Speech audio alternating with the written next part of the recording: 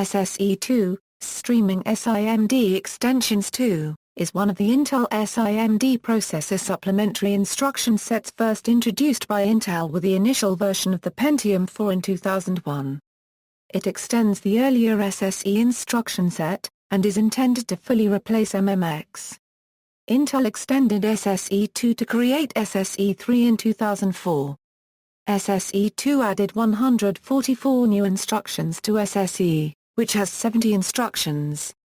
Competing chip maker AMD added support for SSE2 with the introduction of their Opteron and Athlon 64 ranges of 64 Armenian DRAMs 64-bit CPUs in 2003. Features: most of the SSE2 instructions implement the integer vector operations also found in MMX. They use the XMM registers instead of the MMX registers, which are wider and allow for significant performance improvements in specialized applications. Another advantage of replacing MMX with SSE2 is avoiding the mode switching penalty for issuing X87 instructions present in MMX because it is sharing register space with the X87 Fpu.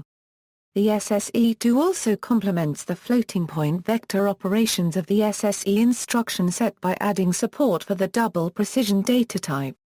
Other SSE2 extensions include a set of cache control instructions intended primarily to minimize cache pollution when processing infinite streams of information, and a sophisticated complement of numeric format conversion instructions. AMD's implementation of SSE2 on the 64 Armenian DRAMs platform includes an additional 8 registers, doubling the total number to 16. These additional registers are only visible when running in 64-bit mode. Intel adopted these additional registers as part of their support for X86-64 architecture in 2004.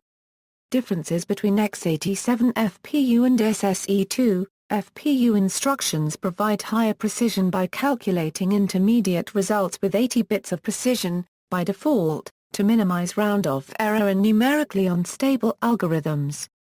However, the X87 Fpu is a scalar unit only, whereas SSE2 can process a small vector of operands in parallel. If codes designed for X87 are ported to the lower precision double precision SSE2 floating point, certain combinations of math operations or input data sets can result in measurable numerical deviation, which can be an issue in reproducible scientific computations, for example if the calculation results must be compared against results generated from a different machine architecture.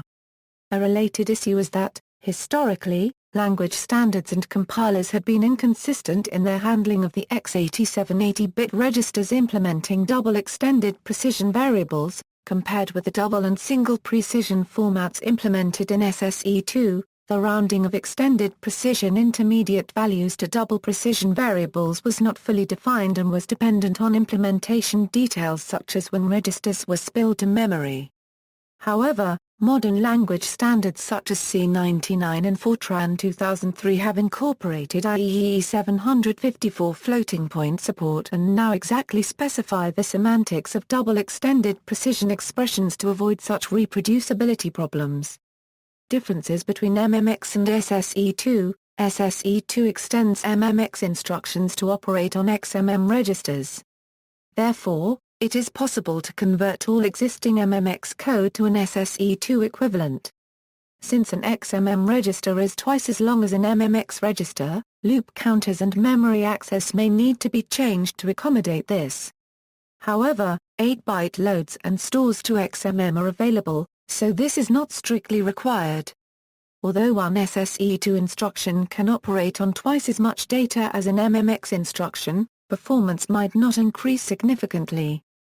Two major reasons are, accessing SSE2 data in memory not aligned to a 16-byte boundary can incur significant penalty, and the throughput of SSE2 instructions in older X86 implementations was half that for MMX instructions.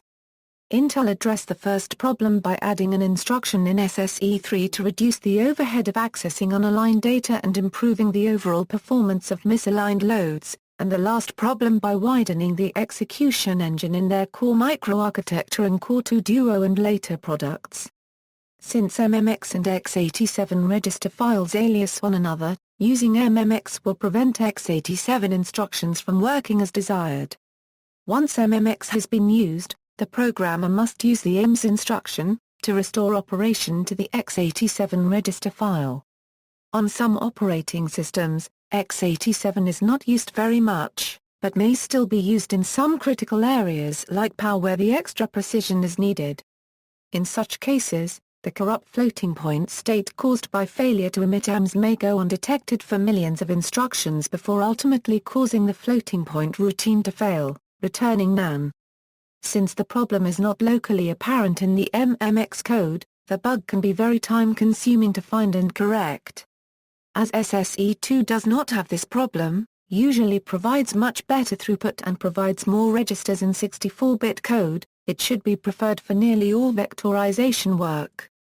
Compiler usage. When first introduced in 2000, SSE2 was not supported by software development tools.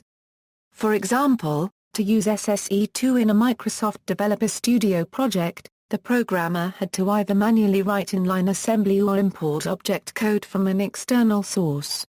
Later the Visual C++ processor pack added SSE2 support to Visual C++ and MASM.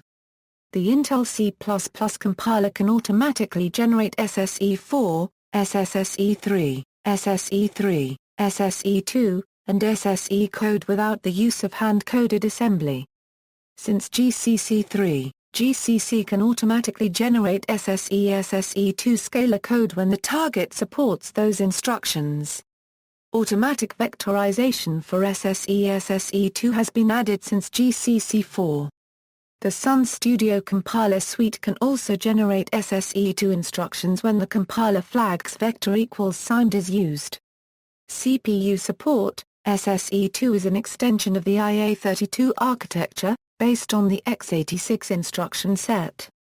Therefore only X86 processors can include SSE2.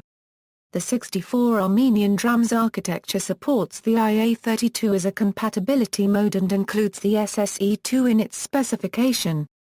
It also doubles the number of XMM registers, allowing for better performance. SSE2 is also a requirement for installing Windows 8 or Microsoft Office 2013 to enhance the reliability of third-party apps and drivers running in Windows 8.